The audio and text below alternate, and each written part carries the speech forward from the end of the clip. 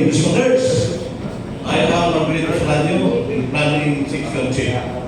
Today we will be having our operational during briefing for Rizal earthquake. Before we start properly our briefing, please turn off your cell phone to avoid disturbance. To proceed, we have objectives which you can see in our report, and it is also available. You can refer it to form. I see is form 202, which is readily available in our secretariat. You can read it and internalize. To continue, our current situation update, we will go on our present secretary. Good morning, everyone. Based on the latest intel, damage is moderate to severe in Ridge-School, the areas around it, and in the eastern portion of Rizal. Unfortunately, there are 10 reported dead, and we still cannot ascertain the number of missing people. We have 200 families that we need to secure and transport to the evacuation center. Electricity is out, but we already requested the power companies to restore it. The national highway is okay, but the bridge in Main Street is out of service. Thank you, sir. Thank you, President Chief. So for our weather forecast and location situation, we will call our meteorologists, geologists, and structural engineers. Good morning, responders. So for a quick weather update, weather conditions now are clear. Winds are from the southwest at 17 kilometers per hour, and our current temperature is 28 degrees Celsius. Thank you. Good morning. For this earthquake incident, our main concerns are aftershocks, landslides, and ground cracks. So please, you need to stay alert. Monitor your surroundings at umahimuli kayo yung mga safe areas and report immediately if may mga bagong cracks or signs of ground movement. That's all. Thank you. Good morning, responders. Ako na yung inyong structural engineer. Sa inahin mga damage na kalsada, tulay, building, landslide, tungod sa earthquake.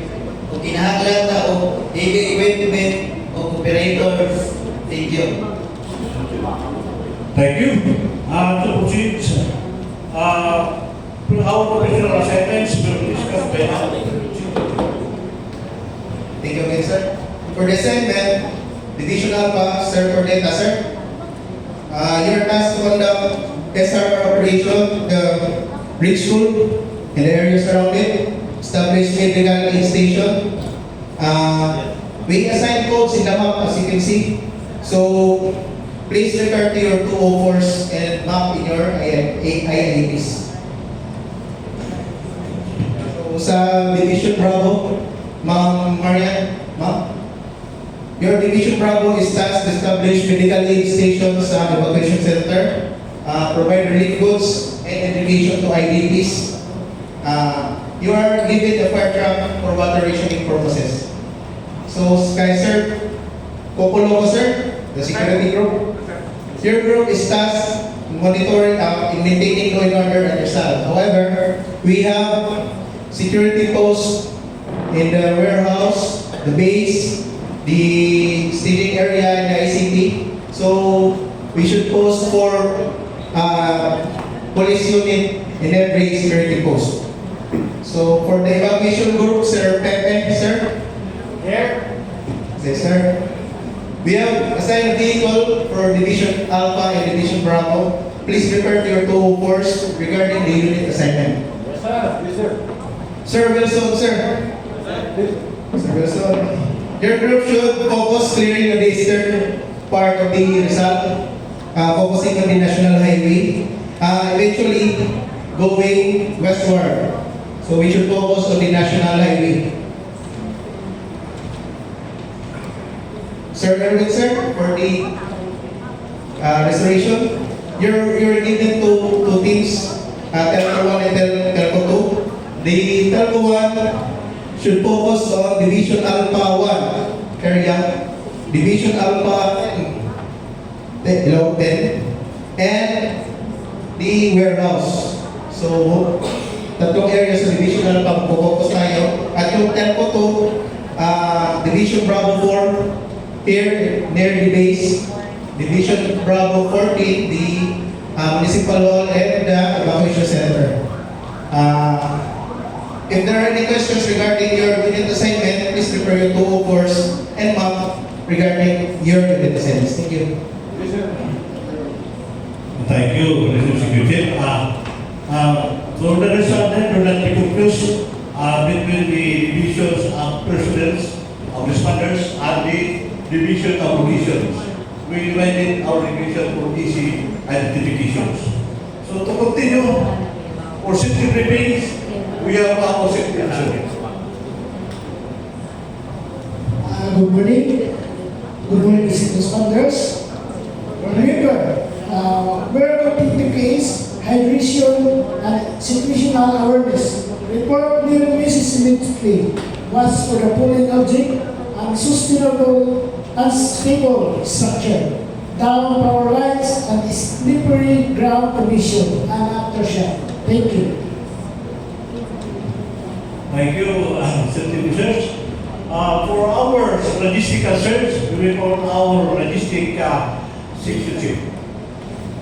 Para sa logistical concern, palihog mo refer ta sa ICS Form 205 at 206.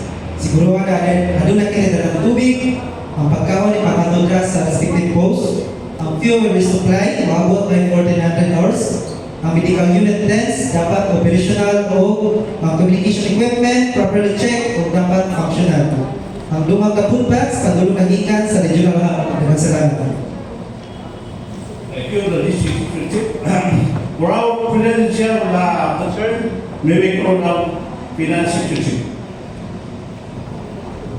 Good morning, respondent. Reminders, please, dili malimutan ng mga cost tracking will be provided. Then, ensure all the time, daily time records of personnel. Then, secure all mga resibo para sa within the operation period para sa documentation reimbursement purposes. Thank you, finance section chief. For our information plan and updates, we will call our public information officer. Okay, good morning, responders. So for our public information office, so this time we are coordinating with the different LGUs, and I am hoping that all the information is coming from our office. So the media briefings are scheduled in 1000 hours to 1600 hours, and this time we emphasize the evacuation are ready, the hotline are available, and the psychological support and different evacuations area are ready also. So this time we have received different food bags to from our donors, which is the Jollibee and other companies. So this will be received for the next schedule of this distribution. So be ready, everybody, for the information. Thank you, public information officer. For our cooperating agency updates, we will call our line officer. Thank you, sir. Good morning. Ato na po pasalamat kay niabot na gid ang ato usa sa mga cooperating agency sa PNP. Sa BNP ready na sila for rescue, search, rescue and retrieval.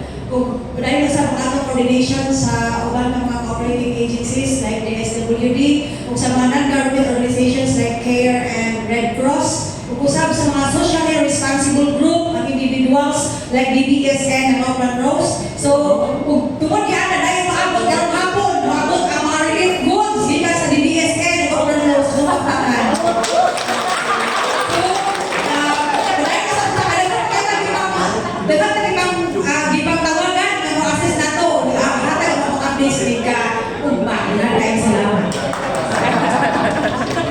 Thank you, line officer.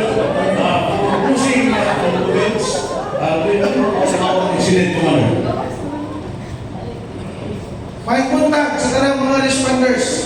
para sa tanan, ako gusto ipapasalamat sa inyong tanan sa pagtubag sa tawag sa emergency o kakulian katubang sa LGU Rizal karong adlaw. And usa ko mo padayon, mintras na padilhin tanan atong mga section heads o atong mga team leaders na ako ba may gustong tawtanan na iklaro para sa atong operasyon karong adlaw. Kung naa pa magdalitay, mauna-una ang ginagmay pangutana, I encourage all the teams, all the pagka-divisions nga iatot nyo lang i-open during the toolbox talk before ta ma-deploy ato dito sa atong site. O karon ako lang ipahinumdum, which is klaro kayo sa atong objectives, kundi ato yung unahon ang safety of life. In the same time, maghatag nyo lang insakto mga necessary tabang nga mas makagaan o makaiban sa ilang kaguols pang hitabo karong adlaw. Ikaduha, ato pong tanawon nga unta, mapugnan pa nato o di ta makakos of any other mga kakulian nga resulta aning incident. At the same time, strengthening the security and peace and orders katibukan na itong lungsod kay kitang tanan responsable po inana. O sa makatulo, ato ni pong paningkamutan na di ta makakos of more damage sa atong environment. Pero gusto na kong isun ninyo sa una-una o sa inyong mga kasing-kasing. Bisag kini ang atong priority, ayaw yung intaw ninyo pasagdi ang inyong mga kaugalingon, akong mga kaubang responders. Kay kamo ang pag-asa sa LGU Rizal, kita ang makatabang aron maluwas ta ni ini kakulian atong giatubang karong adlaw. Daghan kayong salamat sa atong tanan, ay mo kalimot, always drink water. Thank you. Thank you, President Wonder. For the information of everybody, we have assignments for the occupations for some discussion for the deal groups.